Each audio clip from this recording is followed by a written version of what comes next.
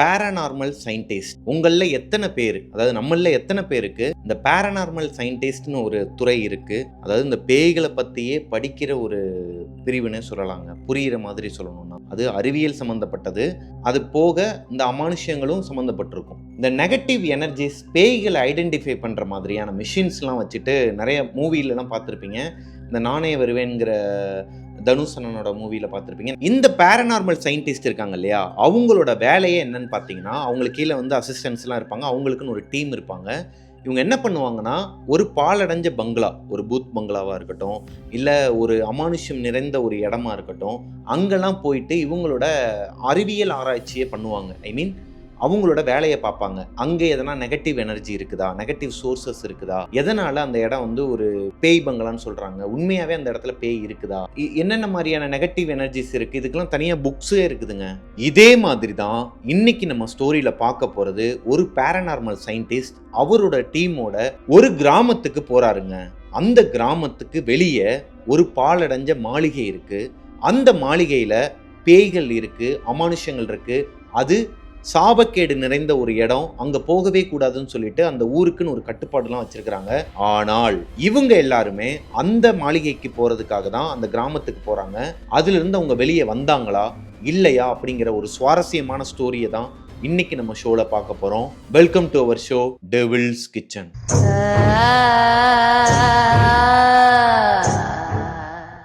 Hello ghosties, நான் உங்களோட Prabhakaran. Welcome to our membership video. Members only தான் இந்த வீடியோஸ் பார்க்க முடியும். உங்களோட ஃப்ரெண்ட்ஷிப் சர்க்கிள்லையும் இந்த வீடியோஸ்லாம் ஷேர் பண்ணுங்க, அவங்களையும் மெம்பர்ஷிப் போட சொல்லுங்க.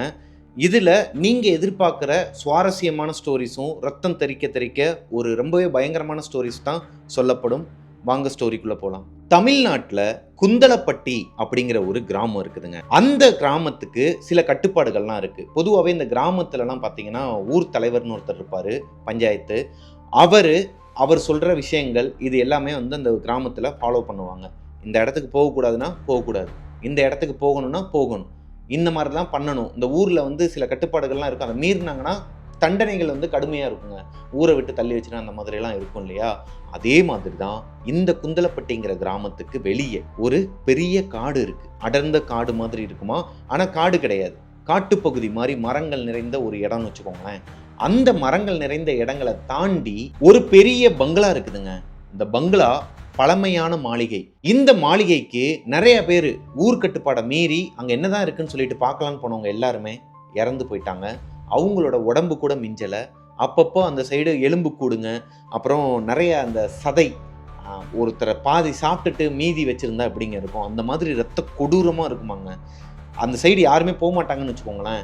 இதுக்காகவே கிராமத்துலேருந்து இந்த பூஜைலாம் நடத்துவாங்களாங்க, நிறைய பூஜைலாம் நடத்துவாங்களாம் ஊர் எல்லையில் வச்சு. அந்த பங்களா ஒரு சபிக்கப்பட்ட மாளிகையாக கருதப்படுதுங்க. நிறைய பேர் இந்த விறகு வெட்டுறதுக்கெலாம் போவாங்களாம் அந்த காட்டுக்குள்ளே. அவங்களோட தொழிலே, குடும்ப தொழிலே வந்து விறகு வெட்டுறது தான். அதுக்காக போனவங்க கூட அரை உசுரா கிடப்பாங்களாங்க. அதாவது இறந்து போய் கிடந்தா பரவாயில்ல, அரை உசுரா இருந்தா கூட பரவாயில்ல. ஆனால் அவங்களோட உடம்புல பாதி கை காலு இங்கே பாதி சதைகள் எல்லாம் வந்து யாரோ சாப்பிட்டுட்டு அவங்கள மீதியை மிச்சம் வச்சுட்டு போனால் எப்படி இருக்கும். லைக் இந்த புலி சிங்கம்லாம் வந்து சாப்பிடும் பார்த்துருக்கீங்களா, புலி அடிச்சிருச்சு சிங்கம் அடிச்சிருச்சுன்னு சொல்லுவாங்க இல்லையா, அதே மாதிரி. ஆனால் மிருகங்கள் அடித்த மாதிரி இருக்காது. ஏதோ ஒரு கொடூரமா யாரோ ஒரு இந்த ஜாம்பிஸ் கேள்விப்பட்டிருப்பீங்க இல்லையா, அந்த மாதிரிங்க. ரொம்ப ஒரு மாதிரி துள்ள துடிக்க அவங்கள கடிச்சு அரை உசுரா விட்டுட்டு போயிடுவாங்களாம். அவங்க யாருமே இது வரைக்கும் உயிரோட பொழைச்சதே கிடையாது. அங்கேருந்து அவங்கள தூக்கிட்டு வரதுக்குள்ளே இறந்தும் போயிடுவாங்களாம். அப்படி அவங்க கிட்ட கேட்கும்போது அவங்க சொல்றதும் பேய் அமானுஷ்யம், ஏதோ ஒருத்தி வந்தா, மோகினி வந்தா அப்படிங்கிற மாதிரி தான் சிலர்லாம் சொல்லியிருக்கிறாங்க உயிரோட இருந்தவங்க. அதாவது அந்த காட்டு பகுதியில் உயிருக்கு போராடிட்டு இருந்தவங்க இவங்க போய் என்னாச்சுன்னு கேட்கும்போது அவங்க வாயிலேருந்து வந்த ஒரே வார்த்தை மோகினி பிசாசு, அவ வந்துட்டா அப்படிங்கிற மாதிரியே சொல்லிட்டு இருந்திருக்கிறாங்க. ஸோ இப்போ அந்த ஊரில் அந்த மாளிகைக்கு போகிறதுக்கு தடை பண்ணிடுறாங்க. இந்த காட்டு பகுதியிலையுமே ஒரு எல்லைக்கு மேலே போகக்கூடாது. இந்த எப்படி ஸ்ரீலங்கா நம்ம தமிழ்நாடு பார்டர் இருக்கும் பார்த்துருக்கீங்களா, இந்தியா பார்டர் இருக்கும் இல்லையா, இதை தாண்டி நீங்கள் அங்கிட்டு வரக்கூடாது அப்படிங்கிற மாதிரி ஒரு பார்டர் போடுறாங்க. இந்த எல்லைக்கோட்டை தாண்டி யாருமே அந்த பக்கமாக போகக்கூடாது, இந்த மாளிகை பக்கம் போகக்கூடாது, காட்டுக்குள்ளே விறகு வெட்டுறதுக்கு ரொம்ப ஆழமாக போகக்கூடாதுன்னு சொல்லிட்டு ஊர் தலைவர் ஒரு கட்டுப்பாடு போடுறாருங்க. ஸோ இப்படி பல உயிர்களை காவு வாங்கினதுக்கு அப்புறமா அந்த இடத்துக்கு யாருமே போகக்கூடாதுன்னு தடைகள் விதிக்கப்பட்டதுக்கு அப்புறமா அந்த இடத்த பற்றி யாருமே பேசுறது கிடையாது. ஒருவேளை யாராச்சும் ஒருத்தர் சின்ன பசங்களாக இருக்கட்டும், இல்லை வயசில் மூத்தவங்களாக இருக்கட்டும், 60-70 வயசுக்காரங்களாக இருக்கட்டும், யாராச்சும் ஒருத்தர் அந்த காட்டை பற்றியோ அந்த மாளிகையை பற்றியோ பேசுனாங்கன்னா அவங்க வீட்டில் ஒரு அமானுஷ்யமான முறையில் அவங்க இறந்து கிடப்பாங்களாம். இது எதனால் நடக்குது? ஊருக்கே பிடிச்ச சாபமா அந்த மாளிகை? இந்த மாளிகைக்குன்னு சொல்லிட்டு ஒரு வரலாறு இருக்குதாங்க. அதை நம்ம கதைக்குள்ளே போக போக பார்க்கலாம். இப்பேற்பட்ட ஒரு கிராமத்தில் இப்பேற்பட்ட சபிக்கப்பட்ட ஒரு மாளிகைக்கு ஒரு டீம் வராங்கங்க. நான் சொன்னேன் இல்லையா, பேரநார்மல் சயின்டிஸ்ட் விக்ரம்ங்கிறவர் ஒரு பேரநார்மல் சயின்டிஸ்ட். அவர் பெங்களூரை சேர்ந்தவர். அவரோட டீம் 3 பேர், அவரோட சேர்த்து மொத்தம் 4 பேர் அந்த கிராமத்துக்கு வந்து இறங்குறாங்க. வந்து இறங்கினவங்க ஊரில் இருக்கிறவங்க எல்லாருக்கிட்டையுமே விசாரிக்க ஆரம்பிக்கிறாங்க. எடுத்த உடனேயுமே ஒரு பேரநார்மல் சயின்டிஸ்ட் வந்து அந்த ஸ்பாட்டுக்கு போக மாட்டாங்களாம். அங்கே என்ன இருக்குது, அங்கே என்னெல்லாம் நடந்திருக்குது, இதுக்கு முன்னாடி யார் யாரெல்லாம் இறந்துருக்குறாங்க, எப்படி இறந்துருக்குறாங்க, அந்த மாளிகையோட வரலாறு என்ன, அதாவது அந்த ஹாண்டட் பிளேஸோட வரலாறு என்ன அப்படிங்கிறத கேட்டுட்டு தான், அந்த ஊர்க்காரங்கக்கிட்டேயே கேட்டுட்டு தான் அந்த ஸ்பாட்டுக்கே போவாங்களாம். அதே மாதிரி தான் விக்ரம், சுரபி, மணி, குமார் இவங்க 4 பேருமே அந்த கிராமத்தில் இருக்கிற எல்லாருக்கிட்டையும் கேட்க ஆரம்பிக்கிறாங்க. இந்த கிராமத்தில் இருக்கிற எல்லாருமே அவங்க 4 பேரையும் வினோதமாக பார்க்குறாங்க. பொதுவாகவே ஒரு கிராமத்துக்கு போய் இறங்குறோன்னா, நம்ம சிட்டிலேருந்து வரோன்னா அவங்க துண்டாக நம்மளை கண்டுபிடிச்சிருவாங்க. இன்னொன்று, கிராமத்தில் மொத்தமே ஒரு 6-7 தெரு தான் இருக்குன்னு வச்சுக்கோங்களேன், இல்லை மோஸ்ட்லி ஒரு 8 தெரு தான் இருக்குன்னு வச்சுக்கோங்க. ஆட்கள் எல்லாருமே அவங்களுக்கு தெரியும், முகம் தெரியும் இல்லையா? ஸோ இப்போ முகம் தெரியாத ஒரு 4 பேர் கையில் என்னமோ மிஷின்ஸ்லாம் வச்சுக்கிட்டு ஒரு மாதிரி ஸ்டைலிஷாக காரில் வந்து இறங்குனா எல்லாருமே ஒரு மாதிரி பதறுவாங்க இல்லையா?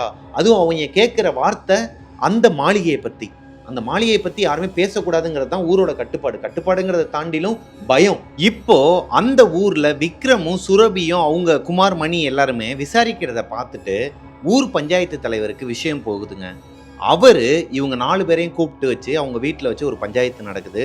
யாருப்பா நீங்க, ஊர் கட்டுப்பாடை மீறி நீங்கள் பாட்டுக்கு அந்த மாளிகையை பற்றி கேட்டுட்டு இருக்கீங்க, அங்கே யாருமே போகக்கூடாதுன்னு சொல்லிட்டு நாங்கள் தடை விதிச்சிருக்கிறோம், அதை பற்றி கேட்குறதுக்கு நீங்கள் யார், எங்கேருந்து வந்திருக்கீங்க, யார் உங்களுக்கு இந்த தைரியத்தை கொடுத்தான்னு சொல்லிட்டு அவர் அரட்டி கேட்கும்போது விக்ரம் என்ன சொல்கிறாருன்னா, ஐயா நாங்கள் ஒன்றும் இங்கே வேணும்னே வரல, சிவப்பிரகாசம் ஐயா கிட்ட பர்மிஷன் வாங்கிட்டு தான் வந்திருக்கிறோம். சிவப்பிரகாசம் ஐயா வந்து உங்ககிட்ட பேசுகிறேன்னு சொன்னாரே, இன்னும் பேசலையா?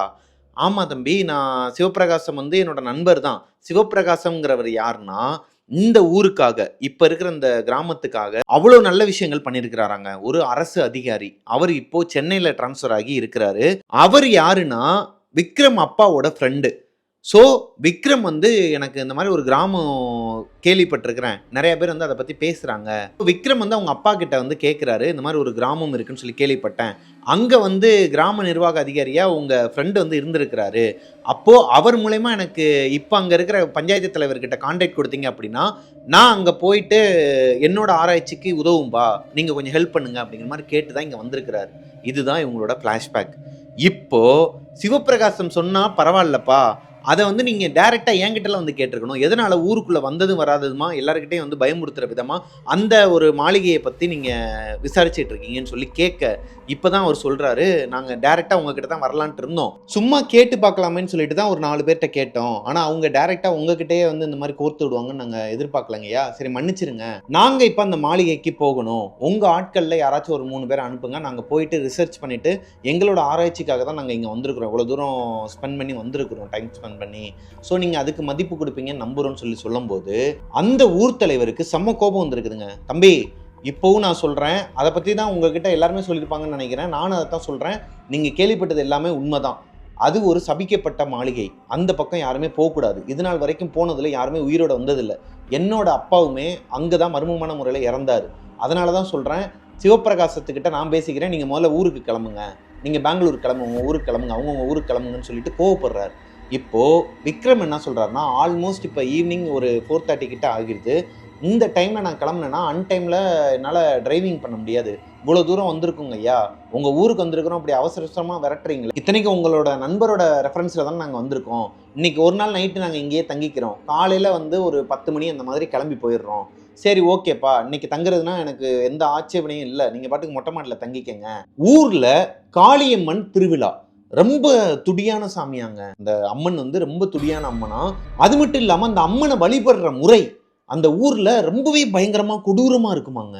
லைக் ஆட்டை வெட்டி அந்த ரத்தத்தை வந்து அப்படியே குடிப்பாங்களாம் லைவாக, சாமி வந்து கோழியை எடுத்து அப்படியே கடித்து ரத்தத்தை மட்டும் உறிஞ்சி தூக்கி போட்டுருவாங்களாம், கோழியை எடுத்து இந்த திரிசூலத்தில் வந்து குத்தி வைக்கிறது, இந்த மாதிரி ரொம்பவே பார்க்கறதுக்கே விசித்திரமாக ரொம்ப பயங்கரமான ஒரு வழிபாடு முறையை தான் அந்த ஊர் கிராமத்தில் இருக்கிறவங்க பண்ணுவாங்களாம். அது பாரம்பரியமாக அவங்க பண்ணிக்கிட்டு வர ஒரு வழிமுறை. அப்படி இருக்கும் பட்சத்தில் இங்கே அந்த சுரபி பொண்ணு என்ன சொல்லுதுன்னா, இவங்க ஊருக்குள்ளே விசாரிச்சுட்டு இருக்கும்போதே இந்த வழிபாடெல்லாம் பார்த்துருக்குறாங்க. அப்புறமா ரொம்ப பயங்கரமாக இருக்குது, நம்ம இங்கே தங்கியே ஆகணுமா, நம்ம பேசாமல் கிளம்பிடலாம், வேலைக்கு ஆகாதுன்னு தெரிஞ்சு போச்சு, என்ன வேலைக்கு வந்தோமோ அந்த வேலை ஆகாதுன்னு தெரிஞ்சு போச்சு, நம்ம ஊருக்கு கிளம்பிடலான்னு சொல்லும்போது விக்ரம் சொல்கிறாரு, இல்லை என்னாலலாம் டிரைவ் பண்ண முடியாது, நான் நைட்டு தூங்கிட்டு காலையில் தான் போவோம்னு சொல்லிட்டு ஓகேன்னு சொல்லி அவங்களுக்கு பாதுகாப்பாக கீழே 2 பேரை நிப்பாட்டிடுறாருங்க பஞ்சாயத்து தலைவர். அன்னைக்கு நைட்டு ஊரில் இருக்கிற எல்லா ஜனங்களுமே விடிய விடிய காளியம்மன் கோயிலில் நடக்கிற அந்த மயான கொள்ளைன்னு சொல்லுவாங்க, அந்த ஃபங்க்ஷனில் தான் ஊரே இருக்கும். வீட்டில் யாருமே இருக்க மாட்டாங்க. ஏன்னா அவ்வளோ பிரசித்தி பெற்ற ஒரு ஃபங்க்ஷன் அது. வருஷத்துக்கு ஒரு தடவை கொண்டாடப்படுற ஒரு திருவிழா மாதிரி அந்த ஊருக்கு. அப்படி இருக்கும் பட்சத்தில் இவங்க 4 பேருமே, விக்ரம் அவங்களோட டீம் வந்து பண்ணையார் வீட்டில் மேலே மாடியில் இருக்கிறாங்க. அதாவது ஊர் தலைவர் வீட்டில் மாடியில் தான் உட்காந்துட்டு இருக்கிறாங்க. இப்போ விக்ரம் சொல்கிறாரு, பிளான் இஸ் ஆன். என்னடா சொல்கிற, புரியலன்னு சொல்லி சுரபியும் மணி குமார் எல்லாரும் கேட்கும்போது, எஸ் எல்லாருமே அங்கே தான் இருக்கிறாங்க, 2 பேர் ஊர்லேருந்து 2 பேர் தான் காவலுக்கு கீழே இருக்கிறானுங்க, அவனுங்களும் மேலே வரமாட்டாங்க. ஸோ நம்ம இப்போ இந்த வீட்டில் பின்னாடி வழியாக எஸ்கேப் ஆகிட்டு பைப்பில் இறங்கி கீழே போயிட்டு நம்ம எதுக்காக வந்தோமோ அந்த வேலையை பார்க்கலாமா கைஸ் அப்படிங்கிறாரு. டேய் நினச்சேன்டா, அப்போயே நினச்சேன் நீ ஓகே சொல்லும் போதே, இந்த ஓவர் நைட்டில் எல்லாத்தையும் முடிச்சிடலான்னு பார்த்துட்டு ஓகே டன்னு சொல்லிட்டு அங்கேருந்து 4 பேருமே பைப் லைன் வழியாக கீழே இறங்கி அவங்களோட வேலையை பார்க்கறதுக்காக, ஊர் தலைவரோட வீடு தான் கடைசி வீடுன்னு சொன்னேன் இல்லையா, அங்கேருந்து ஒரு 500-600 மீட்டர்லேயே அந்த காட்டுப்பகுதியும் வருதுங்க. அந்த காட்டுப்பகுதிக்குள்ளே இவங்க நடந்து போயிட்டு இருக்கும்போது மயான அமைதியாக இருந்திருக்குதுங்க. ஊரோட எல்லை பகுதியை நெருங்கணும் அப்படின்னா இவங்க அந்த காட்டுக்குள்ளே போய் ஒரு 600-700 மீட்டர்லேயே வந்துடும். இப்போ நடந்து போயிட்டு இருக்கும்போது பனியோட சேர்ந்த புகைமூட்டமாக இருக்குது, கண்ணே தெரியலை. இவங்க அங்கேயே டார்ச் அடிச்சுட்டு தான் போகிறாங்க. 4 பேருமே இந்த டார்ச் வச்சுருக்கிறாங்க. இந்த டார்ச் அடிச்சுட்டு தான் போயிட்டு இருக்கிறாங்க. எதனால் அப்படின்னா ஊரில் போடப்படுற பட்டாசு, நம்ம தீபாவளி டைம்லேயே நம்ம ஊர்லலாம் பார்த்தீங்கன்னா ஒரு புகை மூட்டமாக இருக்கும், ஊரே புகை மூட்டமாக இருக்கும் இல்லையா, சேம் அதே மாதிரி அந்த அளவுக்கு பட்டாசுலாம் வெடிச்சிட்டு இருக்கிறாங்க வெளியே. ஊரே ஒரு மாதிரி கோலாகலமாக இருக்குது ஊருக்குள்ள. இவங்க ஊருக்கு அவுட்டரில் இந்த மாதிரியான ஒரு வேலையை யாருக்கும் தெரியாமல், குறிப்பாக பஞ்சாயத்து தலைவருக்கு தெரியாமல் பார்க்கறதுக்கு போயிட்டு இருக்கும்போது தூரத்துல இருந்து அந்த புகையாக இருக்குது, ஓரளவுக்கு தான் கண்ணு தெரியுதுன்னு வச்சுக்கோங்களேன். அங்கேருந்து ஒரு வெளிச்சம் உங்களை நோக்கி வருது. கூட இருந்த 3 பேருமே ஒரு மாதிரி பயந்துட்டு ஓரமாக போய் ஒரு புதர்கிட்ட உட்காந்துக்கிறாங்க. விக்ரம் மட்டும் நிற்கிறாருங்க தைரியமாக. என்னன்னு பார்த்தா ஒருத்தர், இந்த பழைய சைக்கிள்லாம் பார்த்துருப்பீங்க, உங்கள் வீட்டில் மேபி இருக்கும்னு நினைக்கிறேன், இருந்துச்சுன்னா கீழே கமெண்ட்டில் சொல்லுங்கள். நம்ம அழுத்தம் கொடுத்து ஓட்டினா முன்னாடி வந்து லைட் இருக்கும், அதாவது பேட்டரியில் இருக்காது, நம்ம சைக்கிளை ஓட்ட முன்னாடி லைட் எரியும். அந்த சைக்கிளில் விறகு வெட்டிக்கிட்டு ஒருத்தர் அன்டைமில் வந்துகிட்டு இருக்கிறார். மணி இப்போது 11லேருந்து 11:15 இருக்குமா. இந்த டைமிங்கில் ஒருத்தர் சைக்கிளில் தனியாக, அது ஊர்க்கட்டுப்பாட்டை மீறி வந்துட்டு இருக்கிறாருன்னா இவங்களுக்கு எப்படி இருக்கும்? இப்போ விக்ரம் அந்த சைக்கிளில் வர நிப்பாட்டுறாருங்க. நிப்பாட்டிட்டு, ஹலோ யாருங்க நீங்கள், இந்நேரத்தில் உள்ளேருந்து வெளியே வந்துட்டு இருக்கீங்க? தம்பி அதெல்லாம் இருக்கட்டும், நீங்கள் யார், உங்களை நான் ஊருக்கு பார்த்த மாதிரி இல்லை, ஊருக்கு புதுசோ, நீங்கள் பாட்டுக்கு இந்த இடத்துக்கு வந்திருக்கீங்க, இங்கெல்லாம் வரக்கூடாதுப்பா, ஊர் கட்டுப்பாடு மீறி நீங்கள் பாட்டுக்கு உள்ளே வந்துட்டு இருக்கீங்கன்னு சொல்லி அவர் மிரட்டுற பாணியில் சொல்லியிருக்கிறார். ஹலோ நான் வர்றது இருக்கட்டுங்க, நான் அசல் ஊருக்காரன் தான், நான் இந்த ஊருக்காரனே கிடையாது, ஆனால் நீங்கள் இந்த ஊருக்காரர் தானே, உங்களுக்கு கட்டுப்பாடு என்னன்னு தெரியாதா, நீங்கள் பாட்டுக்கு அன்டைமில் உள்ளே போயிட்டு இப்போ விறகு வெட்டிட்டு வரீங்க. அதுக்கு அந்த சைக்கிளில் வந்தவர் சிரிச்சுக்கிட்டே, தம்பி எனக்கெல்லாம் ஒன்றும் ஆகாதுப்பா, நீ உன் உயிரை காப்பாற்றிக்க, முதல்ல இந்த இடத்த விட்டு போயிரு, இங்கேருந்து உன் ஃப்ரெண்ட்ஸ் எல்லாரையும் கூட்டு போயிருங்கிறாரு. இவங்க ஃப்ரெண்ட்ஸ் எல்லாருமே அந்த புதருக்குள்ளே ஒளிஞ்சிருக்கிறாங்க.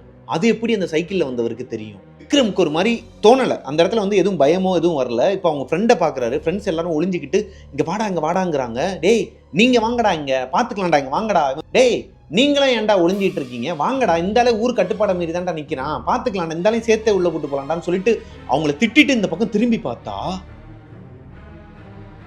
ஒரு துரு பிடிச்ச சைக்கிள், கிட்டத்தட்ட ஒரு 15-20 வருஷத்துக்கு முன்னாடி ஒரு சைக்கிள் வந்து அந்த ஏரியாவில் விழுந்து கிடந்து பராமரிப்பே இல்லாமல் துருப்பிடிச்சு போய் அதில் ரத்தக்கரைகளாக இருந்தால் எப்படி இருக்கும்? அந்த சைக்கிளே ஒரு மாதிரி நாஸ்தியாகி டயர்லாம் பஞ்சர் ஆகி ஒரு மாதிரி இருந்தால் எப்படி இருக்கும்? அந்த மாதிரி ஒரு சைக்கிள் இப்போ விக்ரம் முன்னாடி கிடக்குதுங்க. அந்த சைக்கிளில் வந்தவர் இல்லை, விறகுகளும் இல்லை, ஒரே ஒரு துருப்பிடிச்ச சைக்கிள் ரத்தக்கரையோடு அந்த இடத்துல கிடக்குது இவருக்கு முன்னாடி. இதை பார்த்துட்டு ஒரு மாதிரி தூக்கி போடுதுங்க விக்ரமுக்கு. இப்போ அங்க இருந்த ஃப்ரெண்ட்ஸ் எல்லாருமே ஓடி வராங்க. டேய் எவ்வளவு நேரமா கூப்பிட்டுட்டே இருந்தோம், ஏன்டா ரெஸ்பான்ஸே பண்ண மாட்டேங்கிற, ஏன்டா என்னடா ஆச்சு, இங்க ஒருத்தன் நின்னான்டா, இப்பதான்டா பேசிட்டு இருந்தேன், அதுக்குள்ள மாயமா மறைஞ்சிட்டான்டா. அதுக்கு தாண்டா இந்த நெகட்டிவ் எனர்ஜியை காட்டுற மிஷின் இருக்கு இல்லையா, அதுல பல்ஸ் ரேட் வந்து அதிகமா போயிருக்குதுங்க. இந்த இடத்துல ஒரு அமானுஷ்யம் இருக்குங்கிறத அந்த மிஷின் காட்டி இருக்குது. அதுக்கு ஏத்த மாதிரியே இவங்க ஃப்ரெண்ட்ஸோட கண்ணுக்கு விஷுவலா அந்த இடத்துல யாருமே இல்ல, வெறும் ஒரு சைக்கிள் மட்டும் நிக்குது. வெறும் சைக்கிளை பார்த்து விக்ரம் பேசிக்கிட்டு இருக்கிறாரு. இவங்க ஃப்ரெண்ட்ஸோட விஷுவலுக்கு எல்லாமே அப்படிதான் தெரிஞ்சிருக்குது. ஆனால் விக்ரமோட கண்ணுக்கு மட்டும்தான் ஒரு நபர் தெரிஞ்சிருக்கிறாரு, அவர்கிட்ட பேச்சு கொடுத்துட்டு இருந்திருக்கிறாரு. இதை கேட்ட உடனேயுமே அங்க இருந்த சுரபிக்கும் சரி விக்ரமுக்கும் சரி அங்க இருந்த 4 பேருக்குமே ஒரு மாதிரி தூக்கி போட்டுருந்துங்க. அவ்வளவு பணியிலையுமே அவங்களுக்கு வேர்த்து ஒழுக ஆரம்பிச்சிருக்குது. டேய் எனக்கு நோ சரியா படலை, இவங்க பார்க்காத கேஸே கிடையாது, இவங்க ஆராய்ச்சி பண்ணாத இடமே கிடையாது இந்த மாதிரி பூத் பங்களாலாம். இருந்தாலும் இப்போ இவங்களுக்கு இது ரொம்ப நெகட்டிவ் எனர்ஜியை கொடுக்குது. இங்க இருக்கலாமா வேணாமா பேசாம போயிடலாமாங்கிற ஒரு ரேஞ்சுக்கே வராங்க.